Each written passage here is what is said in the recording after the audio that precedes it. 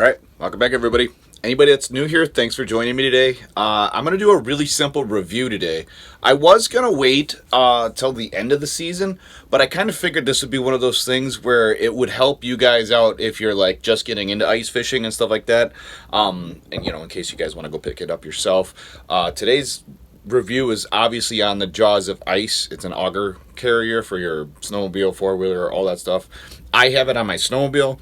The only reason I didn't do like a unboxing review of it beforehand was because I got the snowmobile and that was supposed to be a surprise for you guys on the channel, and I had put it on there already, so it was one of those things. But I have been using it a lot this season. I got the snowmobile before the season, so as soon as I was able to drive with my sled out on the ice, I've been using it, and I've had have a pretty good experience so far. So stay tuned. I'm going to go into detail on why I kind of recommend it over other ones. And yes, I have used other ones. So if you guys want to, you can comment below all the other ones.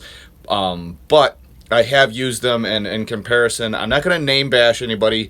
I'm not mean like that. I'm not trying to blow anybody's business up, but I have a reason why I have this one versus all the other ones. So let's get into it. All right, of course I had to pick the coldest day of the year to do this. It just came to me and I didn't want to forget about it, so I'm doing it now. As you guys can see, I have this on my Arctic Cat. It's just a 2-up Pantera 1000 or whatever.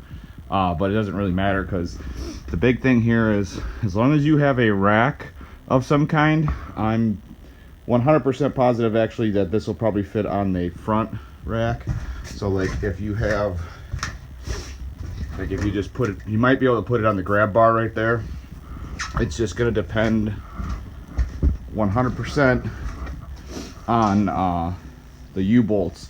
So I'm going to tell you guys right away off the bat, before I get into any details here, these U-bolts that are on this one, these specifically, I went and bought these because these were too fat. I don't know if they make different ones and they can send you them.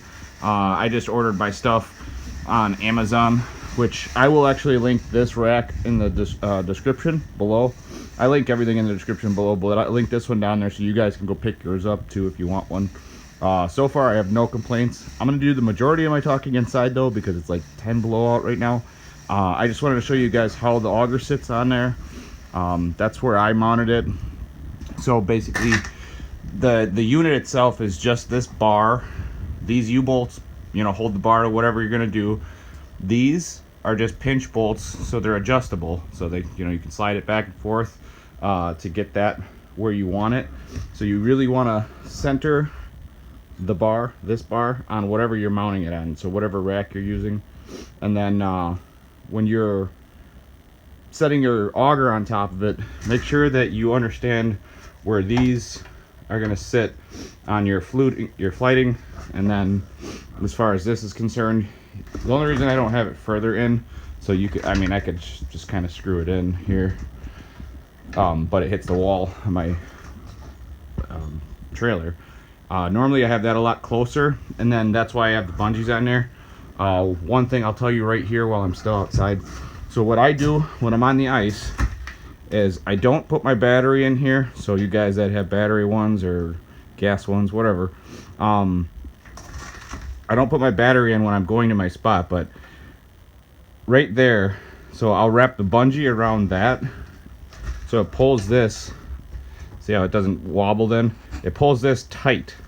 So bouncing around the ice, stuff like that, your head unit isn't bouncing all over the place, especially if you're going really fast across the ice like I do. But yeah, I just wrap it around that and I pull it to something else on the sled, just another part of the rack. That's a big tip I'm giving you guys right now. Do that so your head units don't get trashed. But yeah, the biggest thing is getting these adjusted so that they sit on your fluting the right way.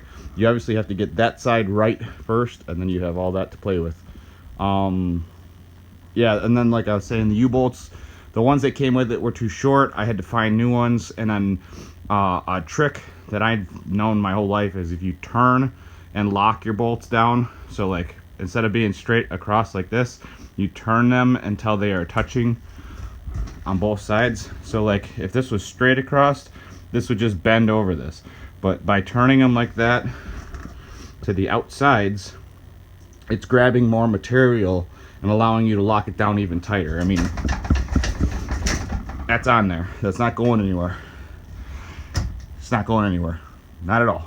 So I'm gonna do the rest of the talking about this thing inside, but like I said, I'm gonna link it below so you guys can pick it up yourself after you listen to the rest of this video, and you can make up your mind yourself. But I, for one, love this thing.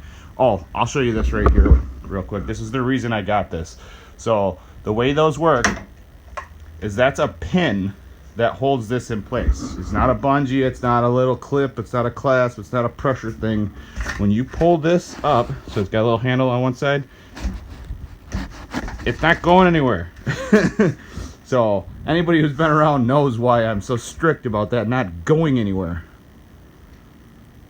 Maybe I'll link that video at the end of this video so you can see why that is so important. There's a few scratches on here that might indicate why that's so important. All right, let's go get warm, and I'll finish up the conversation inside. All right, so now that I'm nice and warm inside, and it's a lot easier to talk to you guys. It was getting windy too. I picked, like I said, the stupid coldest day of the year, apparently, and it was just one of those things. Yeah, you guys ever have something come to your mind and you're just like, I gotta do it right now, or I will forget about it. 100%, I will forget about it. Comment below if you guys have that problem. I have that problem. If I don't do it right away, I know it's not going to get done right, well, in a timely manner, and I need to get it done. I digress. The big thing here I want you guys to take away from this, if you guys are looking for auger racks, so there's, I don't know, I think there's like 5 to 8 like legit auger racks. There's a bunch of people that make their own. I mean, like, I'm sure there's 1,000 little mom and pop type things where they're making their own auger racks and they're online and you can find them, whatever. I've only used 3 of them. 2 of them I'll never use again. Well, actually, I take that back. 4 of them. One of them I would use again, but it's kind of an accessory, so it goes with something else. If you guys know what I'm talking about, you understand. It's just a simple accessory to another piece, and that you got to have a whole setup to go with it.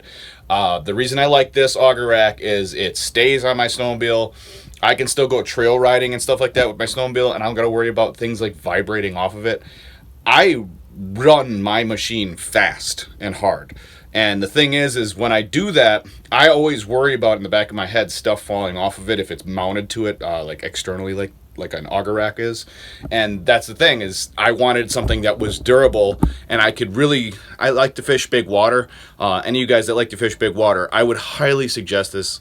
I'm not sponsored by these guys at all. If you guys have been around for a long time, you know, I do my research, which is hours and hours and hours and hours and hours of research, and then I buy something. I have done short buys before where I needed something, and that's what I did with the other auger racks that I've owned. Like I said, I'm not going to list what I had. You guys can go back through my videos and see what I had. But basically, long story short, like I said, I'll put that video at the end of this one, and it almost cost me a lot more money than the auger rack was even worth. So that's why I went with this one. I heard from through the grapevine of some of the better fishermen I know who really rip it up out there like I want to, and like get out and move around, that this was probably going to be my best choice, because once you get it clamped on there really good, it's basically hard mounted, and then like I said, it's got that locking pin. I don't see, because it's a spring-loaded pin, I don't foresee it ever coming out and then unlocking and then your auger falls off of there. I don't see how that could ever even be a thing. The nicest thing is when you show up to your spot, you pull your pins, grab your auger. You can watch any one of my recent videos. I've been using it this whole season, and it's a game changer. You just walk up to the back of your sled, pop your auger off, pop some holes. If you're hole hopper kind of person and all you're doing is running around with just your sled, I mean, it's perfect. Pull it off, drill a hole next to your sled, pop it back on there, lift those little latches back up, lock it back in place. You're ready to go to the next spot, or ready, just proceed to fish next to your sled, and then go. And then you don't got to worry about anything behind you because it's locked in there. It's not going anywhere. So I would honestly give it, so far this season, we're going to go. If you guys want to see like a follow-up at the very end of the season, just comment below, and I will try to do some kind of I'll talk about it in like one of my last videos that I foresee being my last video with the machine, and I will let you guys know if I've run into any problems with it at all. And I'll be honest with you guys. I won't tell you, no, it's no problems when it's got issues or whatever. I don't have a problem letting you guys know because I'm trying to help everybody here. So hopefully today's review video got you guys a little bit more information instead of having to like look all over the internet like I do for stuff like that or talk to everybody and their mother. Simply put, I've run up to 70 miles an hour with my auger back there. Yeah, I like to go fast. And it's fine. And I wouldn't do that without thinking that my auger's not going anywhere. My stuff in my sled, on the other hand, might have been a little abused after that trip, but it was a big lake and I really had to get around. So, like I said before, hopefully you guys enjoyed today's video. Hopefully it helps you guys out a little bit. If you aren't new here, you know what's up. But if you are new, can you please just remember to